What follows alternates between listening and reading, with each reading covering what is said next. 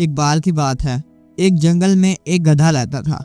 वो गधा अपना घास खाने में मसरूफ था कि अचानक उस गधे की कमर पर एक कबूतर आ गया था।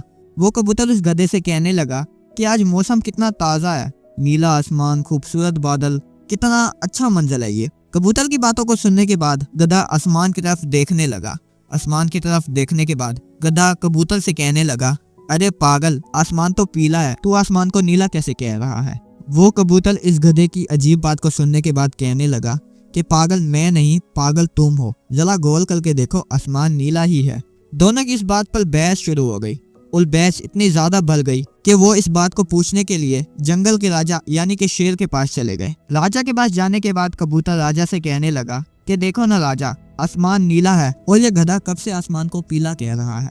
और वहीं पर वो गधा राजा को कहने लगा कि देखो ना राजा, आसमान तो पीला ही है, मगर ये कब से आसमान को नीला कह रहा है। दोनों की बारी बारी बातें सुनने के बाद राजा ने कबूतर की बात को गलत साबित किया और गधे से कहने लगा कि वाकई आसमान नीला है और तुम सही हो। इसी बात पर कबूतर को सजा दी गई और गधे को वहां से जाने दिया गया।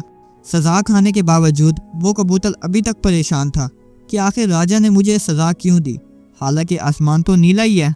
अपने आप को सही साबित करने के लिए कुछ दिनों बाद कबूतर दोबारा से राजा के पास गया और राजा से कहने लगा कि ए राजा, आसमान तो नीला ही है, तो आपने मुझे सजा क्यों दी। तो उस वक्त राजा ने उसे कहा कि मैंने तुम्हें इस वजह से सजा नहीं दी कि आसमान नीला है, बल्कि मैंने तुम्हें इस वजह से सजा दी है कि तुम गधे के साथ बहस कर रहे थे, उस गधे से जिसके पास अकल ही नहीं है, और उसके साथ बहस करके तुमने सिर्फ अपना टाइम और एनर्जी वेस्ट किया। और आइंदा बार तुम ऐसी गलती ना करो, मैंने इसी वजह से बस तुम्हें सजा दी।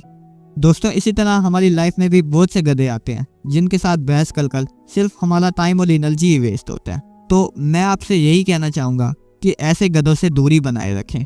बाकी मेरे दिल से आपके लिए दुआ निकलेगी अगर सब्सक्राइब कर दोगे तो। और हाँ, कभी आपकी किसी गधे से बहस हुई है कमेंट में ज़रूर बताना। बाकी लाइक रह गया है, लाइक आप कर दो। मैं मिलता हूँ नेक्स्ट वीडियो में, तब तक के लिए थैंक्स फॉर वॉचिंग।